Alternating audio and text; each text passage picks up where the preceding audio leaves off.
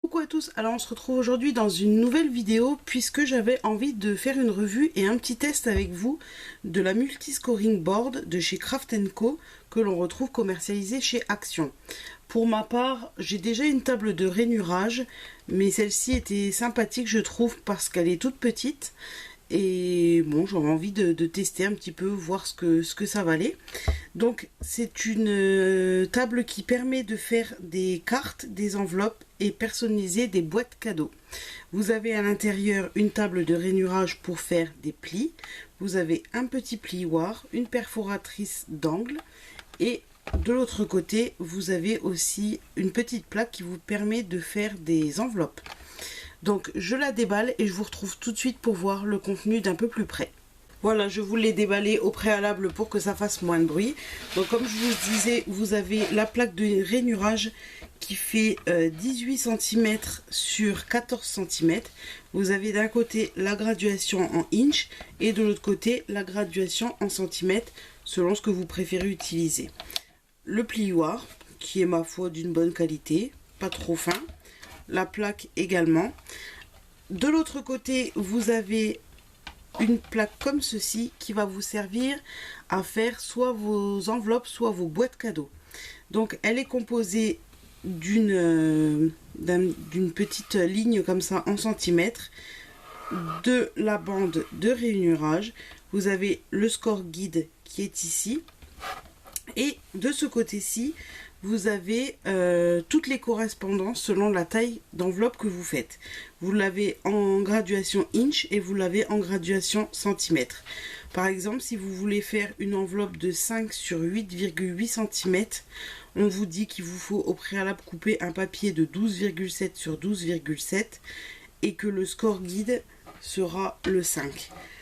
Par exemple, si vous voulez faire une enveloppe qui va donc du coup jusque 13 x 17,8 cm, il vous faut au préalable préparer un papier de 25,5 sur 25,5 et vous vous servirez du score guide 11.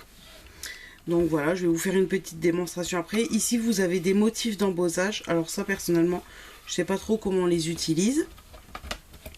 Ensuite vous avez du coup la perforatrice pour vous faire des petits angles corner arrondis et là pour vous faire les petites encoches des enveloppes.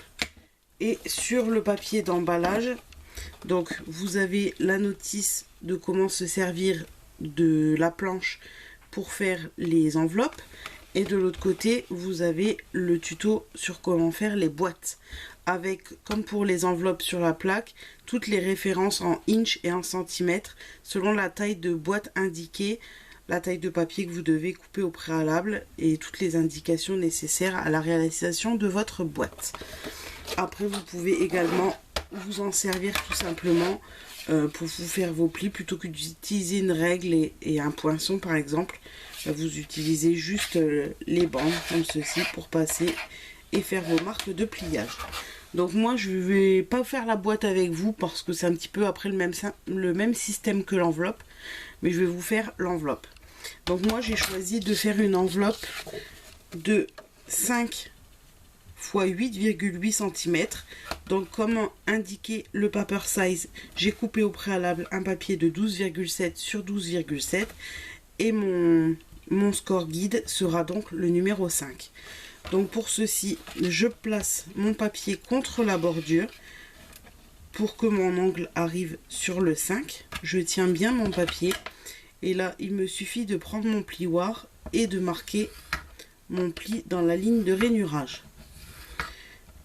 Quand j'ai fait mon premier pli, je pivote mon enveloppe et cette fois-ci je ne m'occupe plus du 5 sur la ligne, j'aligne seulement l'angle de ma ligne sur le score guide 0, sur la bande pas le 0 pardon, sur la bande de score guide. Vous voyez la petite rainure elle continue sur la plaque. Il vous suffit juste, pardon, je ne trouve pas mes mots aujourd'hui, de bien aligner, de tenir votre papier et encore une fois, voilà, vous passez votre plioir. Vous pivotez à nouveau l'enveloppe, vous faites la même chose, vous alignez sur le score guide, bien aligné contre la barre du côté, et encore une fois, on marque le pli. Pareil pour la dernière ligne, toujours la même chose.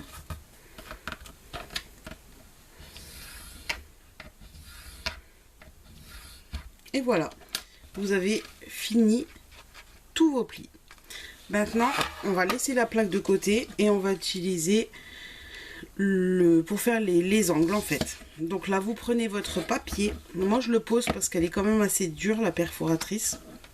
Vous venez placer le papier. Vous avez une ailette de chaque côté. Les ailettes doivent se trouver sur les traits, juste aux angles. Là, en fait, on va couper. Enfin, on va pas couper. On va faire un angle sur toutes ces... je vais y arriver. Sur là où les lignes se rejoignent. Donc voilà, on aligne bien en face. Bien centré. Parce que si je ne suis pas dans le bon sens, c'est un peu compliqué. Voilà. Je fais la même chose de l'autre côté.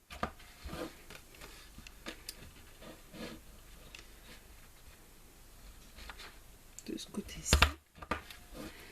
Et pour finir, ici. Donc voilà, ça vous donne cela. Et là, vous allez choisir un des angles qui va vous servir d'être le rabat de l'enveloppe. Donc un des angles les plus grands. Et là, vous allez tourner la perforatrice pour prendre l'angle le plus arrondi. Et vous essayez de bien vous mettre au fond. Vous appuyez et ça vous arrondit votre angle. Maintenant, il vous suffit plus que de replier. Vous pouvez vous aider du plioir pour bien appuyer les plis.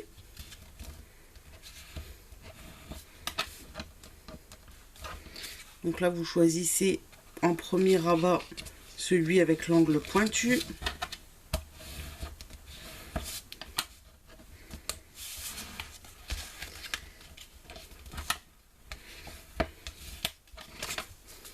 Et voilà le résultat. Donc là, il vous suffit... Oh, peut-être un petit peu... J'aurais peut-être dû arrondir quand même ma pointe là. En fin de compte. Elle est quand même assez dure, hein, même. Je pense que c'est parce qu'elle est neuve.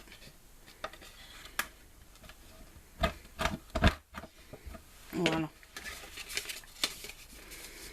Donc, voilà la petite enveloppe. Donc, je disais, il ne vous reste plus qu'à coller de chaque côté, à rabattre, et vous avez votre petite enveloppe qui est prête. Plus qu'à la décorer.